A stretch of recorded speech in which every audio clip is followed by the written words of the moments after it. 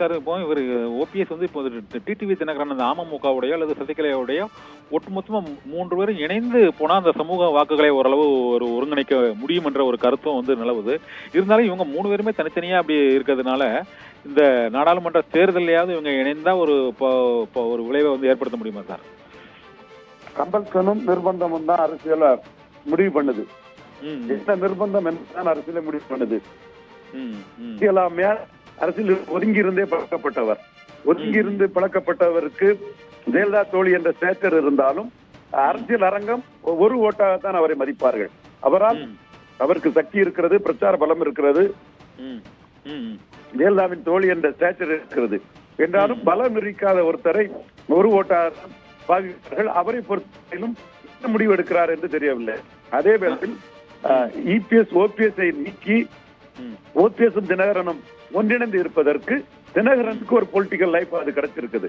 தினகரன் அல்லாவிட்டால் அஞ்சரையில் இருந்து 2:30க்கு கீழே இறங்கிய தினகரன் அதற்கு பிறகு அதை விட கீழே இறங்க வேண்டிய ஒரு சூழ்நிலையில் அவருக்கு வந்து ஓபிஎஸ் கைகோர்த்ததனால் அவருக்கு தன்னுடைய வாக்கு வங்கியை காப்பாற்றி அதை சஸ்டெயின் பண்ணி கொண்டு போகக்கூடிய ஒரு அனுகூலத்தை ஓபிஎஸ் இபிஎஸ் கொடுத்திருக்கிறது. இப்போ ஏன் சார் இவங்க ஒரே மேடையில இப்ப நெருங்கிட்டு 100 நாள் கூட இல்ல, தேர்தலுக்கு வந்து ஒரு 100 நாள் கூட இல்ல, இப்போ கூட இவங்க ஒரே அணியா நின்றுதான் நாங்க சந்திக்க போறவங்க தெரிவிச்சா பிஜேபிலையும் உங்களுக்கு வந்து ஒரு குறிப்பிட்ட அளவுக்கு மரியாதை இருக்கும். இப்பவும் இந்த ஓபிஎஸ் டிடிவி சசிகலா ஒவ்வொருத்தரும் தனித்தனியாவே ஒவ்வொரு ஊரா போயிட்டு இருக்காங்களா? இது வந்து அவங்களோட வலிமையை வந்து அது ரொம்ப பிளவு விட்டு காட்டுறதாக தான் தோணுது. உங்களுக்கு அரசியல் தெரியாதல்ல கண்ணன் அவர்களுக்கு. தாயும் பிள்ளையா இருந்தாலும் வாயும் வயிறும் வேறு என்பது பொதுவாகவே மக்கள் மன்றத்தில் பேசப்படக்கூடியது. அரசியல் அரங்கத்தில் அது மிக ஸ்ட்ராங்காக பேசக்கூடியது. ஆனால் இன்றைக்கு நடக்கக்கூடிய இந்த ஃபைட் என்பது இரட்டை தலைமையா இருந்து மக்களவை தேர்தலில் 20% வாக்கெடுத்த அதிமுக வாக்கில் ஓபிஎஸ்ஸின் பங்கு என்ன, இபிஎஸ்ஸின் பங்கு என்ன என்பதுதான் இன்னைக்கு நடக்கக்கூடிய போர். இதுல ஓபிஎஸ் முன்னிறுத்தி தான் சசிகலாவும் தினகரனும் இந்த போரை செய்ய முடியும். ஏற்கனவே நடந்த போரில் சசிகலா வீழ்த்தப்பட்டார். அதற்கு நடந்த போரில் தினகரன் வீழ்த்தப்பட்டார். இந்த போரின் முடிவு 2024 மக்களவையில் தான் வரும். அந்த மக்களவையில் இபிஎஸ் வீழ்த்தப்பட்ட சசிகலாவும் தினகரனும் ஓபிஎஸ் பின்னால் நின்று அந்த போரை சந்திக்க வேண்டியதுதான் அவர்களுக்குள்ள ஒரு இயல்பான சூழ்நிலை. அவர்கள் என்ன நினைக்கிறார்கள் என்பதில் நமக்கு அறுதியிட்டு உறுதியாக கூற முடியவில்லை. ஓரளவு தினகரன் ஓபிஎஸ்ஸின் மெரிட்டை மதித்து வருகிறார்.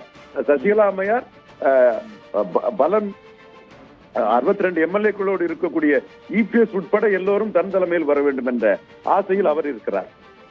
ரவீந்திரன், கடைசியா ஒரே ஒரு கேள்வி. எனக்கு எல்லாருக்கும் இருக்கிற சந்தேகம் ஒண்ணுதான். இந்த ஓபிஎஸ் அணியில வந்து இந்த எம்எல்ஏக்கள், மாவட்ட செயலாளர்கள், நிர்வாகிகள் மற்றும் முக்கிய நிர்வாகிகள் ஒட்டுமொத்தமாக எடப்பாடி பழனிசாமியிடம் போவதற்கு அது என்ன காரணம் சார்? ஏற்கனவே சசிகலா அம்மையாரிடம் இருந்த அதே ஆட்கள் தான் எடப்பாடி பழனிசாமியிடம் சசிகலா அம்மையார் சிறை சென்றதும் வந்தார்கள். ஒரு சிலர் தினகரன் கூட போனார்கள். மற்ற பெரும்பகுதி வந்தார்கள். அந்த அதிகாரத்தின் பலனை எல்லோருக்கும் அவர் ஒரு மாதிரி கொடுத்தது எல்லாமே சேர்ந்து அவர் பக்கம் அது நிற்க வைத்து விட்டது. ஆரம்ப கட்டத்திலிருந்தே ஓபிஎஸ்ஸின் பலம் 11 எம்எல்ஏக்கள் தான். இப்பொழுது மக்களும் தொண்டர்களும் இபிஎஸ் ஓபிஎஸ்ஸில் இவர்களின் தலைமைக்கு மக்களும் தொண்டர்களும் எந்த அளவுக்கு நிற்கிறார்கள் என்பதுதான் 24 பார்க்க வேண்டும். அந்த முடிவு தெரியாத வரை இபிஎஸ்ஐ ஜெகன்மூர்த்தி, என்ஆர் தனபாலன், தமிமுன் அன்சாரி, ஜெகலான் பார்கவி போன்ற 1% கீழே உள்ள கட்சிகள் தான் மதிப்பார்களே தவிர பலம் நிரூபித்த கட்சிகள் மதிக்க மாட்டார்கள். அந்த பிளவு என்பது எடுப்பிலே மற்ற கட்சிகள் இபிஎஸ் பலம் நிரூபிக்கவில்லை என்ற எண்ண ஓட்டத்துக்கு வருவதன் மூலமாக இபிஎஸ் ஆல் பலமான அணி அமைக்க முடியவில்லை. இந்த நஷ்டம் குறைஞ்சபட்சம் இப்பொழுது இபிஎஸ் கிடைச்சிருக்கிறது. தேர்தல் முடிவில் எந்த அளவுக்கு இதில் இபிஎஸ் நஷ்டப்படுவார் என்பது தெரிய வரும். ஆனா ஒரே ஒரு கேள்வி சார். நம்ம இப்போ ஓபிஎஸ், டிடிவி, சசிகலா, பிஜேபி மற்றும் பிஜேபியில் உள்ள இன்னும் பல்வேறு கட்சிகள் அந்த கட்சியோட இணைந்து கூட்டணி இருக்கும்போது இப்போ இபிஎஸ் கூட்டணியை விட இந்த பிஜேபி கூட்டணி ஒரு 2வது பெரிய கூட்டணி மாதிரி ஒரு தோற்றத்தை உருவாக்கணும்னு சொல்றாங்க. அதை பத்தி என்ன நினைக்கிறீங்க சார்? பல தொகுதிகளில் இபிஎஸ் அவங்க தாண்டி போயிருவாங்க. குறிப்பா கொங்கு மண்டலத்திலும் இந்த சாதனை நிகழ்த்த முடியும்னு அண்ணாமலை நம்புகிறார். இதுதான் நான் இப்போது சொல்ல முடியும். கன்னியாகுமரி, திருநெல்வேலி, தென்காசி, ராமநாதபுரம், தேனி, சிவகங்கை போன்ற தொகுதிகளில் அது சாத்தியம் என்று நான் கருதுகிறேன். கொங்கு மண்டலத்திலும் அதை சாத்தியப்படுத்துவதற்கு அண்ணாமலை முயற்சிக்கிறார். Okay sir. நன்றி சார். பல்வேறு கருத்துக்களை இந்த ஓபிஎஸ் அணிக்கு ஏற்பட்டுள்ள இந்த நிலைமை தொடர்பாகவும் எதிர்காலம் தொடர்பாகவும் பல்வேறு கருத்துக்களை தெரிவித்தமைக்கு மிக்க நன்றி சார்.